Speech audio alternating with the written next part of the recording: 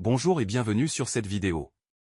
En quelques mots, le féminisme est un mouvement social, politique et idéologique qui lutte pour l'égalité des droits entre les femmes et les hommes. Son objectif principal est de mettre fin aux inégalités de genre, notamment dans les domaines du travail, de l'éducation, de la politique, de la santé, et dans la société en général. J'aimerais m'intéresser aux inégalités qui existent dans ces domaines. Prenons quelques exemples. Le fameux écart de salaire entre hommes et femmes pour commencer.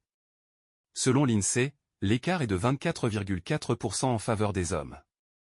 Ce chiffre ne prend pas en compte la différence de temps de travail, le secteur d'activité ou les postes occupés.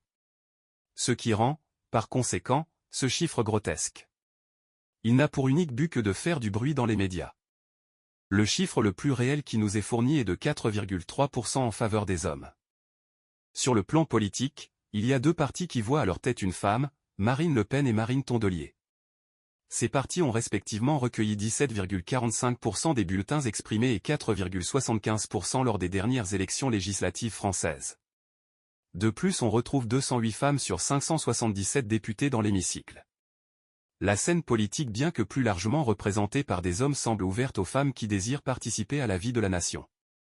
Sur le plan de l'éducation, les filles obtiennent généralement de meilleures notes que les garçons, notamment en français et en langue. Par exemple, une étude a révélé que les filles avaient des résultats supérieurs de 12 points d'écart type en compétences générales. En mathématiques et en sciences, les différences sont moins marquées. Une étude a montré que bien que les filles aient des résultats inférieurs aux garçons, lorsque les notes sont anonymes, leurs résultats deviennent supérieurs lorsqu'elles sont attribuées par les enseignants. À notes moyennes égales, les notes des enseignants sont en moyenne 6% plus élevées pour les filles que pour les garçons en mathématiques.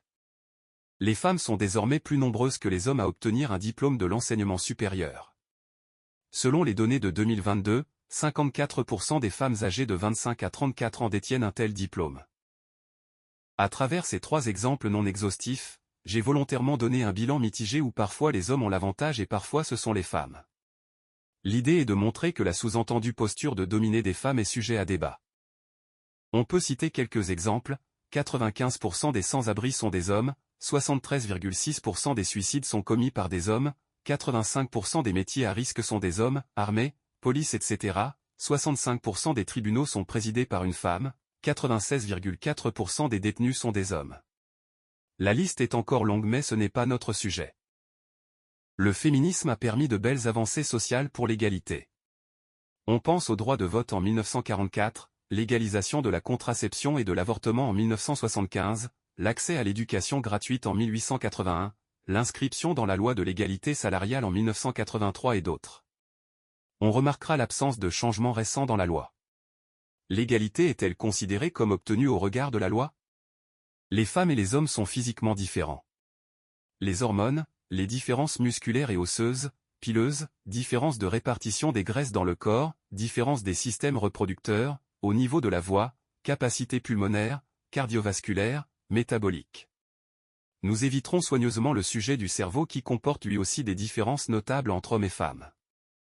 Les hommes et les femmes étant objectivement différents, mais égaux du point de vue de la loi, est-il souhaitable qu'ils soient égaux en tout point? Leur différence est une force, pourquoi ne pas en profiter?